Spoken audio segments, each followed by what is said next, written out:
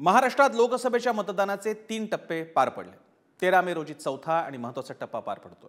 त्याच पार्श्वभूमीवर पंतप्रधान नरेंद्र मोदींची नंदुरबारमध्ये सभा पार पडली।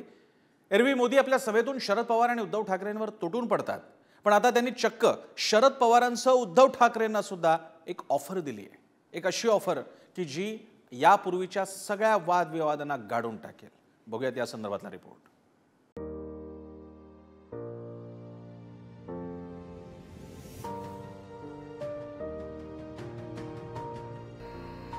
अब आपको मैं बताता हूं, जब 4 जून के बाद कांग्रेस में जाकर के मरने के बजाय अरे सीना तान करके हमारे अजीत दादा के साथ और शिंदे जी के साथ आओ, बड़े शान से सपने पूरे हो जाए।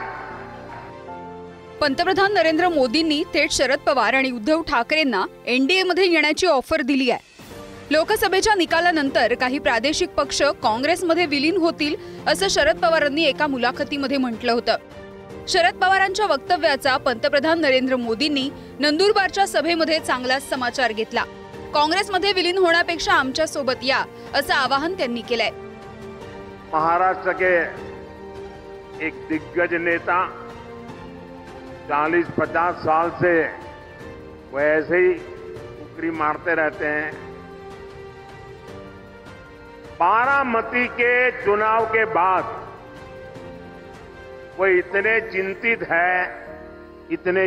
है, उन्होंने एक बयान दिया है, छोटे छोटे राजनीतिक दलों को कांग्रेस में मर्ज हो जाना चाहिए। इसका मतलब ये जो नकली एनसीपी है और ये नकली शिवसेना है, उन्होंने कांग्रेस में मर्जर करने का मन बना लिया है।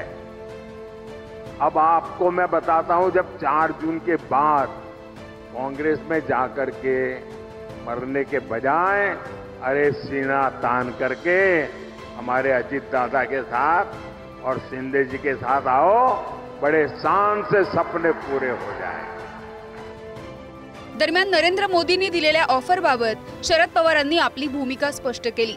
पराभवाच्या भीतीनं मोदी अस्वस्थ असल्यामुळे अशी विधानं करत असल्याचा टोला पवारांनी लगावला।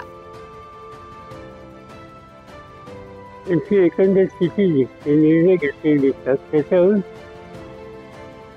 मोदी साहेबांचा जो विचार, त्या विचाराच्या विरुद्ध जनमत व्यक्त होण्याची प्रक्रिया सुरू झालेली आहे आणि त्यावेळी ते अस्वस्थ आहेत।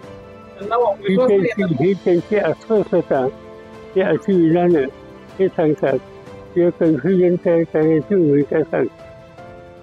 मोदींनी पवारांना आणि ठाकरेंना दिलेल्या ऑफरवरून अनेक तर्कवितर्क चर्चेत आले आहेत। महाराष्ट्रामध्ये शिवसेना आणि राष्ट्रवादीच्या सोबतीनं भाजप सोबत सत्तेत आहे।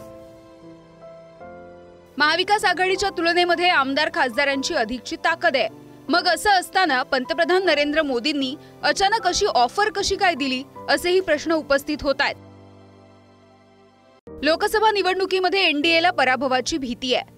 मतदानाची टक्केवारी घटल्यामुळे भाजपला पराभवाची चाहूल लागली आहे। मतदानाच्या 3 टप्प्यानंतर सरकार विरोधातील अंडरकरंट भाजपच्या लक्षात आल्याचाही दावा होतो। भाजपाचं राम मंदिर, धार्मिक ध्रुवीकरण या मुद्द्यांमुळे मतदार प्रभावित नाही आहेत।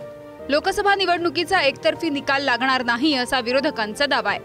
त्रिशंकू स्थिती निर्माण झाल्यास भाजपला इतर विरोधी प्रादेशिक पक्षांची गरज भासू शकते। महाविकास आघाडीला 30 ते 35 जागा मिळू शकतात असाही पवारांचा दावा आहे।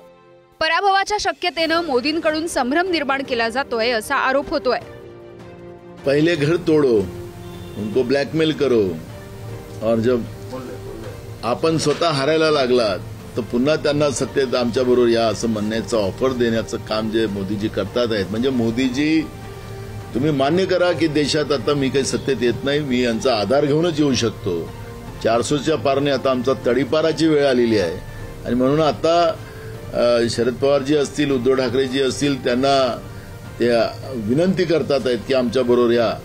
आणि आता ही परिस्थिती आलेली असेल तर याचा अर्थच आम्ही जो दावा करतोय की नरेंद्र मोदी आता सत्तेत येणार नाही, तो दावा खरा ठरतोय। पवार साहेबांच्या लक्षात आलंय की बारामतीची जागा ते हारतायत आणि म्हणूनच त्यांनी हे स्टेटमेंट केलं की आता 4 जून नंतर प्रादेशिक पक्षांना काँग्रेसमध्ये विलीन व्हावं लागेल. याचा अर्थ काय आहे तर काँग्रेस आणि प्रादेशिक पक्ष हे हारतायत हे पवारसाहेबांच्या लक्षात आलेलं आहे आणि म्हणून त्यांना एकत्रित व्हावं लागेल.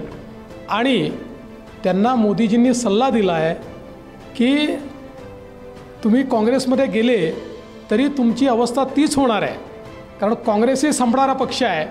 त्यामुळे तुम्हाला खरंच जर काही करायचं असेल तर तुम्ही शिवसेनेने एकनाथराव शिंदेंसोबतच्या शिवसेनेसोबत जावं आणि तुम्ही अजितदादांच्या NCP सोबत जावं. काँग्रेस हा पक्षापेक्षा काँग्रेस ही एक आता विचारधारा आहे, जी गांधींची विचारधारा आहे, जी नेहरूंची विचारधारा आहे. त्यामुळे ज्या विचारधारेसाठी त्यांनी स्वतःचं घर तुटताना बघितलं, यायचं असते ते कधी झाले असते ना.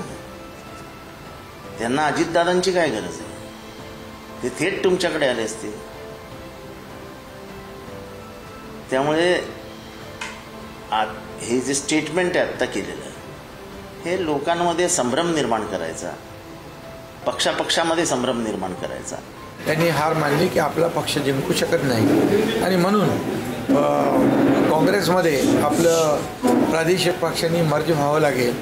आता मी एक सांगतो, जी बाळासाहेबांची शिवसेना तिथं आमच्याबरोबर आहे, धनुष्यबाण आमच्याबरोबर आहे आणि आता जी उबाटा आहे ती तर काँग्रेससोबत यापूर्वीच लीन झालेली आहे. विलीन व्हायचा एक शब्द लावायचा बाकी आहे, कारण त्यांचं सगळं अजेंडा ते चालवत आहेत. खरं तर मोदी आपल्या प्रत्येक सभेमधून ठाकरे आणि पवारांच्या पक्षाला नकली असं विरोध लावतायत. मग असं असताना मोदींनी NDA सोबत येण्याची ऑफर दिल्यामुळे अनेकांच्या भुवया उंचावल्या. विरोधकांच्या दाव्यानुसार खरंच 4 जूनला वेगळा निकाल लागणार का? देशामध्ये त्रिशंकू स्थिती निर्माण होऊ शकते का? त्यामुळेच ठाकरे आणि पवारांना मोदींनी ही ऑफर दिली आहे का, की ऑफर गुगली टाकून मोदींना मास्टर स्ट्रोक खेळायचा आहे? अशा पद्धतीचे अनेक प्रश्न उपस्थित होऊ लागलेत. आफताब खानसह किरण ताजणे, पुढारी न्यूज.